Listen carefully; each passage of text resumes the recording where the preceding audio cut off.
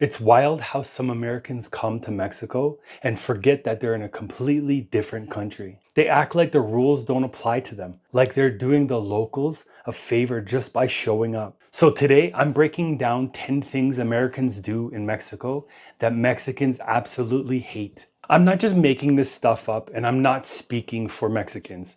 This stuff actually comes from them. These points come from comments left on some of my other videos.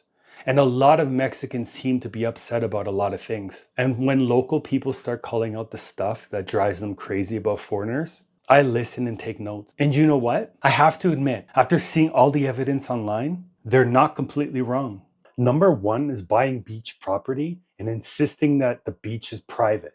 Some foreigners think that buying a beachfront home means that they own the sand in front of it. But that's not how it works in Mexico. All beaches are public property. Legally, the first 20 meters from the tide line belongs to the federal government, not private owners that own the house on the beach. Blocking access and claiming a private beach isn't just rude, it can actually get you fined or even land you in prison for up to 12 years. Now here's where the clash happens. Mexicans, they love to party, especially on the beach. And when they do it on the beach, they bring loud music. They bring like big speakers and they play loud music and they dance and they party and they have fun. But to be honest, they do that everywhere when they party. Even here in Mexico City, in the middle of a nice neighborhood where I live, sometimes people blast music on weekends. They blast it until like 4 in the morning and it's really loud. But you know what? That's just the culture. Instead of asking to join, some foreigners just get upset and try to kick the locals right off the beach. But then again, you have to remember that the beach isn't yours. It's just how people celebrate here. And I'm sure if you ask most Mexicans if you can party with them,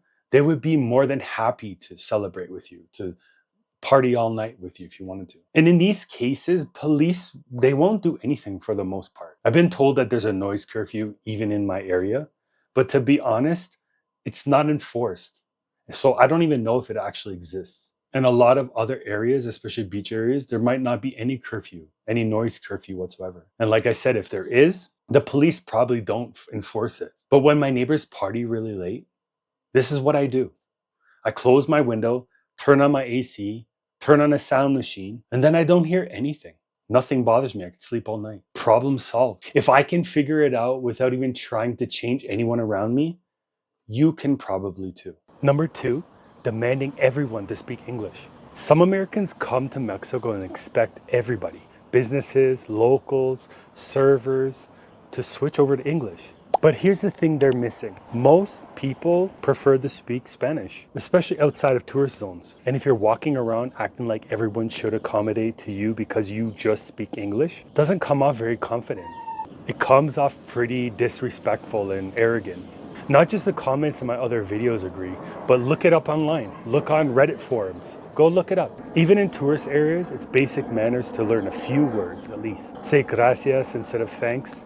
Por favor instead of please. Show that you're trying a little bit at least. You don't need much to be appreciated. It's not about being fluent. It's about showing a little bit of respect and not assuming everybody knows English. To me, this might sound like I'm making it up, but a lot of Mexicans are saying that English speakers show up in Mexico and demand locals to speak English. Like, I don't know if you forgot, but we're in Mexico. The national language is Spanish. And Spanish isn't even the only language spoken in this country. Mexico has well over 60 indigenous languages that are actually still spoken. So depending on where you are, the native language might not even be Spanish.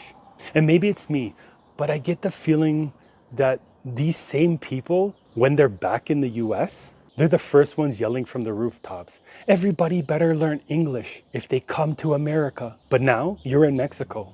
And what, suddenly that logic just disappears? And yeah, that's the energy that Mexican people are picking up on. And it doesn't look good on any of us. Number three, suing a restaurant over mariachi music. This one is more of a story, but I think it needs to be on its own spot on the list. In Puerto Vallarta, an American couple actually tried to sue Gabby's restaurant, a place that's been around for over 35 years. And they sued them because they said the music was too loud. It's actually pretty big news down here. But imagine that. You move to a lively Mexican beach town, settle near a long-standing, well-loved restaurant that's been there for a long time, and your first move is to try to shut it down because of their vibe. And the real wild part, actually the good part about it, is that the community didn't back the homeowners. They rallied around the restaurant. Why? Because Gabby's wasn't the problem. They were part of the culture, and they've been there long before that couple even showed up. And to be honest, this is where people need to do their homework. If you're planning to rent or buy a home in Mexico, you should probably be familiar with the area first. Get to really know it. Some neighborhoods are loud, some beaches have parties, some restaurants have live music, but that's all part of the charm. And it's part of the reality living in Mexico. And to be honest, if the locals didn't like the music at that restaurant, it wouldn't have lasted 35 years. You're not walking into a noise complaint. You're walking into someone else's lifestyle and acting like you need to change it, or it needs to change for you. And that kind of energy doesn't go well anywhere, but especially not in a place where community, music, and celebration are baked into the culture. Number 4, overstaying tourist visas. A lot of gringos stay in Mexico past 180 days that they're allowed to stay here on a tourist visa. And let's be clear, that's breaking immigration law. It can lead to fines, bans, or even deportation. And honestly, I don't blame Mexicans for getting frustrated with this. They have to follow the rules, so it's a no-brainer to expect everyone else to follow the rules too. But some foreigners come down here and just act like those rules just don't apply to them. Now, from what I've heard, and this is just hearsay, if you overstay your visa in Mexico, most of the times you just pay a fine or get sent back home to your country. It's not super harsh, but imagine flipping that around. In the US, if someone breaks immigration law, they're not just fined. They're hunted down, locked up, and sometimes detained for months or even years. Americans treat them like some sort of criminal. So it's kind of wild to see Americans come to Mexico and just casually ignore the law and then act like it's no big deal. And there's this one comment that I get on my videos all the time from people outside of Mexico, and it really bothers me. It says, "Why do they all want to come here then?" Referring to the idea that all Mexicans want to move to the US illegally. Like they all just want to jump the border and live in the US without any papers. So for those types of people, let me clear this up for you now. Not all Mexicans want to move to the US, especially illegally. Only a small percentage do. Most Mexican people are happy where they are, close to family and living their lives. And meanwhile, there are thousands of Americans living in Mexico illegally, overstaying visas, not paying taxes, and flying under the radar. So if we're going to talk about immigration, just remember this, that this issue doesn't go just one way. Number 5, failing to declare and pay local taxes. Apparently, some Americans come to Mexico to buy houses here or stay long term and just act like they're still on vacation. And what I hear is some of them don't even pay property taxes, and they don't register with the tax system here and don't report any income. Let's start with the basics. Yes, Mexico has property taxes, and apparently it's not expensive in most places, but a lot of foreigners don't pay it. They just either don't know or they just don't care. Then there's digital nomads and retirees. They stay here for months or sometimes even years, working online, renting apartments, living full time, but some of them never officially become residents, and they end up not paying a single peso in taxes. The problem is if you live in Mexico for longer than half a year, longer than 6 months, you're technically a resident here. And that means you're supposed to report your income, even if your income is from Canada or the US, or even somewhere else in the world. Mexico has tax agreements with countries like the US and Canada to avoid double taxation on people. But just because there's these tax agreements doesn't mean that you can just ignore taxes altogether in Mexico. If you're here full time and you use things like roads, you should be contributing just like everyone else here. And this is where the tension comes from. Mexicans work hard and pay their taxes. Then they see foreigners living comfortable, skipping rules, and not giving back at all, especially in neighborhoods where prices have gone up because of foreigners. It doesn't sit well with the people here when the people causing the shift aren't even paying into the system. So yeah, if you're living in Mexico, you own a home, run a business, even a business online, or stay long term, don't act like a tourist. Do the right thing and pay your share. Number 6, treating Mexico as a cheap playground. Thinking Mexico is always dirt cheap leads to all kinds of disrespect. You see some tourists walking in local markets and offering half the asking price for something that is already way cheaper than back home. I hear stories of people tipping like 10 pesos. That's only 50 cents US after a full meal or haircut. Now come on. It might not seem like a big deal to those people, but for local Mexican people, it feels like exploitation. It feels like you're here just to squeeze every peso you can out of the people who are already working hard for not that much. And yeah, of course, Mexico can be more affordable. But that doesn't mean everything's negotiable or that people here are super desperate and need your money. That mindset turns into this gross bargaining hunter attitude where tourists treat every local vendor like a flea market. You need to remember you're talking to real people. Somebody's dad, somebody's abuela. That lady at the food stand, she's been there since 6 a.m. grinding to feed her family. And here you are trying to save 20 pesos. Wow, you saved $1. And some people see this saving is some sort of win, but it really isn't. And the same goes for tipping. If you wouldn't tip a $1 and a $30 meal back home, why would you do it here? So if you're living or traveling in a country where your dollar already stretches further, already consider it as a blessing. Don't turn it into a reason to just give people less. Maybe use it as a reason to give some people more, or at least treat people with respect that they deserve. Because the truth is, locals notice. Mexican people, they really notice. They talk about it. They remember the horrible ones, even though there might be 100 good ones.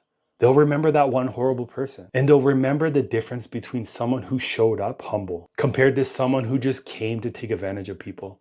Number 7, gentrifying neighborhoods and pricing locals out. A lot of Mexicans are angry, and honestly, it's understandable. Gringos and other foreigners are showing up in big numbers, but they're not spreading out evenly. A lot of them are only moving to the same few trendy neighborhoods. Places like Roma Norte, Condesa, parts of Oaxaca, Tulum. And what happens next? Prices start to skyrocket. In Mexico City and other hotspots, American renters, especially digital nomads, come with a stronger currency. And suddenly landlords start flipping apartments. They raise rents and list everything on Airbnb. It's not just the wealthy doing this either. Even middle-class foreigners are outbidding locals without even realizing it. And what this does is drive local people outside of their neighborhoods, the ones they lived in for decades. People who grew up in these neighborhoods and areas, these working class families, artists, students, seniors, are all being priced out of their own homes. Meanwhile, cafes are filling up with laptops, rent triples, and locals feel like strangers in their own city. And what this is really isn't about money anymore.